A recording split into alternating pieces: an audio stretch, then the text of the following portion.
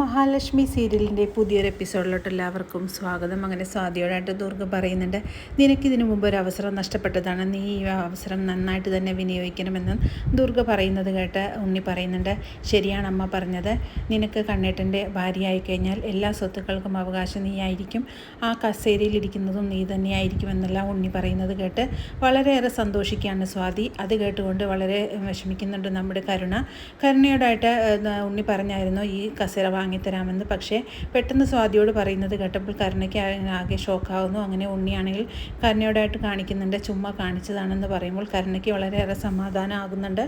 പിന്നീട് ഓഫീസിൽ നടന്ന കാര്യങ്ങൾ പറയാനായിട്ട് മേഘനാഥനെ വിളിക്കുകയാണ് ഉണ്ണി. എന്നിട്ട് പറയുന്നുണ്ട്, ഇപ്പോൾ ഒരു ക്യാബിനല്ല 2 ക്യാബിനാണ് അവിടെ ഉള്ളതെന്ന് പറയുമ്പോൾ അവളെന്താണ് വീണ്ടും അങ്ങോട്ട് വരാൻ തുടങ്ങിയോ എന്ന് ചോദിക്കുമ്പോൾ ഉണ്ണി പറയുന്നുണ്ട്, അങ്ങോട്ട് വരാൻ തുടങ്ങിയെന്ന് മാത്രമല്ല എല്ലാ അധികാരങ്ങളും അവളാണെങ്കിൽ കൈക്കലാക്കി ഇരിക്കുകയാണെന്ന് പറയുകയാണ്. കണ്ണേട്ടനെ പോലും ഒരു വിലയും കൽപ്പിക്കാതെ തന്നെ അവിടെ അധികാരം തുടർന്നുകൊണ്ട് പോവുകയാണെന്ന് പറയുകയാണ്.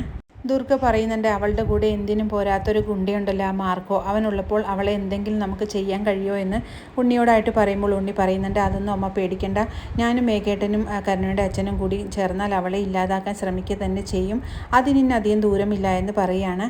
പിന്നീട് മേഘനാഥൻ്റെ മുറിയിലോട്ട് വരുന്ന തോമസ് വൈദ്യനോട് മേഘനാഥൻ പറയുന്നുണ്ട്, സാറേ എന്നെ ഇന്ന് ഡിസ്ചാർജ് ആക്കുമോ, എനിക്കിപ്പോൾ യാതൊരു കുഴപ്പവുമില്ല, നടക്കാനൊക്കെ പറ്റുന്നുണ്ടെന്ന് പറയുമ്പോൾ തനിക്ക് നിർബന്ധമാണെങ്കിൽ താൻ ഇന്ന് തന്നെ ഡിസ്ചാർജ് ആയിക്കോളാനെല്ലാം പറഞ്ഞുകൊണ്ട് വൈദ്യൻ അവിടെ നിന്നും പോവുകയാണ്. അതേസമയം മേഘനാഥനാണെങ്കിൽ ഈ വൈദ്യനെ വളരെ സംശയമുണ്ട്, ഇയാളും ഈ അഭിനയത്തിൽ കൂട്ടു നിൽക്കുകയാണോ എന്ന് മേഘനാഥന് സംശയിക്കുന്നുണ്ട്.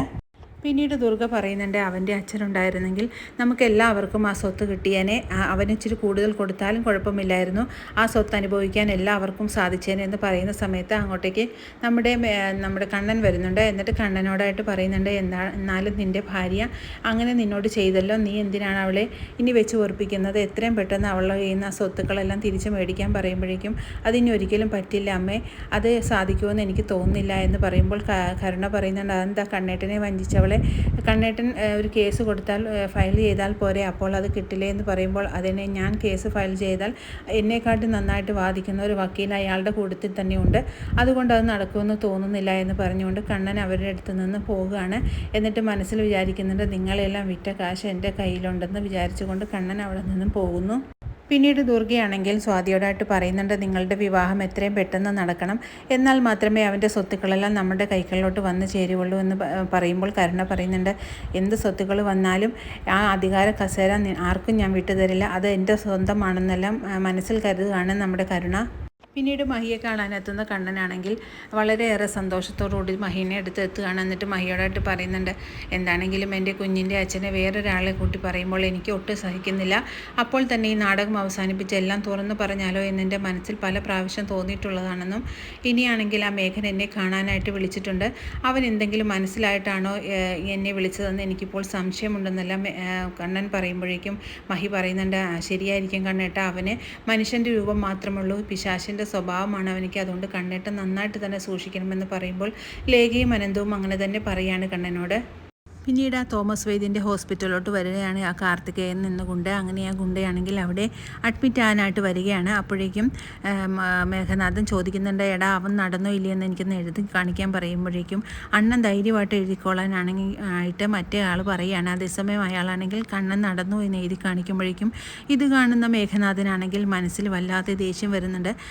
നീ സത്യം തന്നെയാണോടെ പറയുന്നതെന്ന് ചോദിക്കുമ്പോൾ സത്യം തന്നെയാണെന്ന് എഴുതി കാണിക്കുന്നു. അത് കണ്ട് മേഘനാഥനാണെങ്കിൽ സമനില തെറ്റുന്നുണ്ട്. എനിക്കിതിൽ പണ്ടേ സംശയമുണ്ടായിരുന്നു എന്നും ഇവിടുത്തെ ആ തോമസ് വൈദ്യൻ വരെ അവരുടെ കൂടെ തന്നെയാണെന്നുള്ള കാര്യത്തിൽ എനിക്കൊരു സംശയവുമില്ലായിരുന്നു, അത് അതേപോലെ തന്നെയാണ് ഇപ്പോൾ സംഭവിച്ചിരിക്കുന്നത്. അങ്ങനെയാണെങ്കിൽ അവളും അവനും തമ്മിൽ എല്ലാ അർത്ഥത്തിലും ഒന്നായിട്ടുണ്ടാവും, അവളുടെ വയറ്റിൽ കിടക്കുന്ന കുഞ്ഞിൻ്റെ അച്ഛനും കണ്ണൻ തന്നെ ആയിരിക്കുമെന്നുള്ള കാര്യത്തിൽ ഒരു സംശയവുമില്ല എന്ന് മേഘനാഥൻ പറയുകയാണ്. അവൻ്റെ കുഞ്ഞിനും ഭാര്യയ്ക്കും ഒന്നും സംഭവിക്കാതിരിക്കാൻ വേണ്ടിയാണ് അവൻ അനന്തുവിൻ്റെ വീട്ടിൽ തന്ത്രപരമായിട്ട് തന്നെ കൊണ്ടുവിട്ടിരിക്കുന്നത്, അവരെല്ലാവരും കൂടി നാടകം കളിക്കുകയാണെന്ന് ഇതിൽ നിന്ന് എനിക്ക് മനസ്സിലായെന്ന് മേഘനാഥനാണെങ്കിൽ ആ ഗുണ്ടയോടായിട്ട് പറയുന്നുണ്ട്. ഈ നാടകത്തിൻ്റെ ക്ലൈമാക്സ് അടുത്തു വരികയാണെന്നും ഈ നാടകം ഞാൻ അവസാനിപ്പിക്കുമെന്നെല്ലാം ഗുണ്ടയോടായിട്ട് മേഘനാഥൻ പറയുന്നു. പിന്നീട് മഹിയെ കാണാനായിട്ട് അനന്തുവിൻ്റെ വീട്ടിലോട്ട് പോകുന്ന കണ്ണനെയാണെങ്കിൽ മേഘനാഥനാണെങ്കിൽ ഫോളോ ചെയ്ത് വണ്ടി മുമ്പിൽ കൊണ്ട് നിർത്തുന്നുണ്ട്. അങ്ങനെ മേഘനാഥനെ കാണുന്നതും കണ്ണനാണെങ്കിൽ ആകെ വല്ലാതെയാകുന്നുണ്ട്. കാരണം തൻ്റെ നാടകങ്ങളെല്ലാം പൊളിഞ്ഞു എന്നുള്ള അവസ്ഥയായപ്പോഴേക്കും മേഘനാഥനാണെങ്കിൽ കണ്ണനെ അപമാനിക്കാനായിട്ട് ശ്രമിക്കുമ്പോൾ കണ്ണനാണെങ്കിൽ എല്ലാ നാടകങ്ങളും പൊളിച്ചുകൊണ്ട് തന്നെ മേഘനാഥൻ്റെ മുന്നിൽ പ്രത്യക്ഷപ്പെടുകയാണ്. അങ്ങനെ വളരെ ത്രില്ലിംഗ് ആയിട്ടുള്ളൊരു എപ്പിസോഡുകളാണ് ഇനി വരാനിരിക്കുന്നത്. ഈ റിവ്യൂ ഇഷ്ടമാകുകയാണെങ്കിൽ ലൈക്കും ഷെയറും സബ്സ്ക്രൈബ് ചെയ്ത് സപ്പോർട്ട് ചെയ്യണേ. പുതിയൊരു എപ്പിസോഡിനായിട്ട് നമുക്ക് കാത്തിരിക്കാം.